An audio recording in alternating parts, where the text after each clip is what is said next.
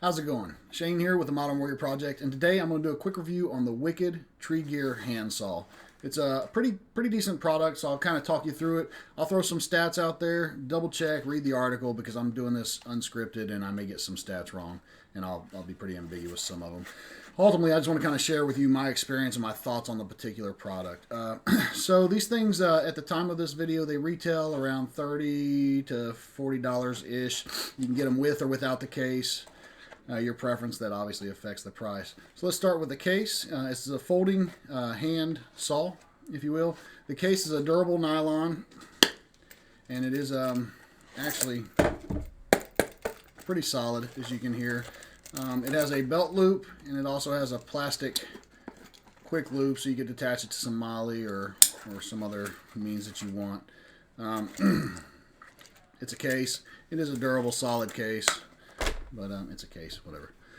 So on the tool itself, so one thing before I get into my particular opinion or review of it, I looked at Amazon, and it's well rated on Amazon. It's like 4 to 4.5 out of 5 stars, but it did have some one-star reviews, and I always like to kind of look at those just to see what are people's complaints that maybe I haven't had, or just to get a general idea. So one of the most reoccurring, there's only like 7 of them.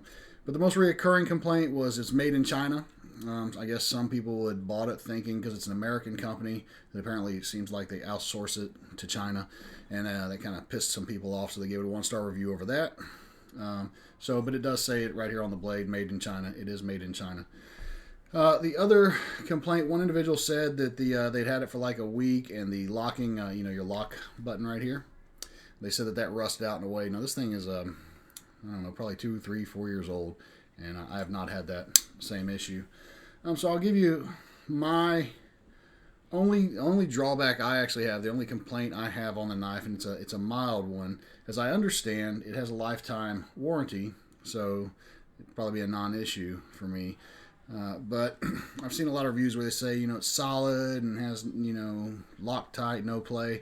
Not true. I have developed play in the blade. And I don't know if you can see, it's minor, probably an 1/8 of an inch play. I did attempt to adjust with the Allen keys, the 2 bolts that lock the blade in, and that did nothing. So what that tells me is probably the holes for the blade themselves have actually somewhat elongated with use and over time, and it's not affecting it or a problem now. But with a heavy use, if it continues to elongate, that actually can obviously become a problem and eventually break. As far as the tool itself, I want to say the blade is around 6 inches.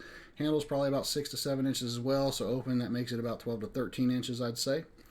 It's very lightweight. There's no plastic on it. It is a cast aluminum handle, and what do they say? It's a high carbon steel blade. The handle at the bottom area of the handle, it's rubber grip coated, which is kind of nice. It's ergonomically, it's comfortable. It fits well. I will have a video playing inside this video of me testing it out, cutting through a tree limb. I did that with Justin at Torreya State Park a while back, and so I'll play that on here. Got a little, lanyard. The blade itself, I think they call it a tri-edge blade. It has like 7 teeth per inch, something to that effect.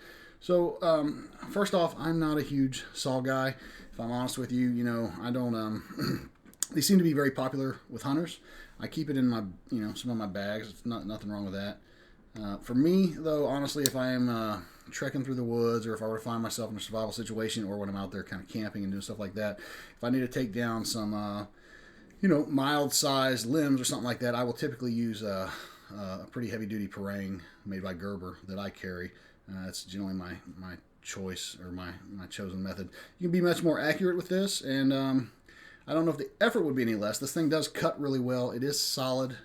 It's very lightweight, say about 1/2 pound ish.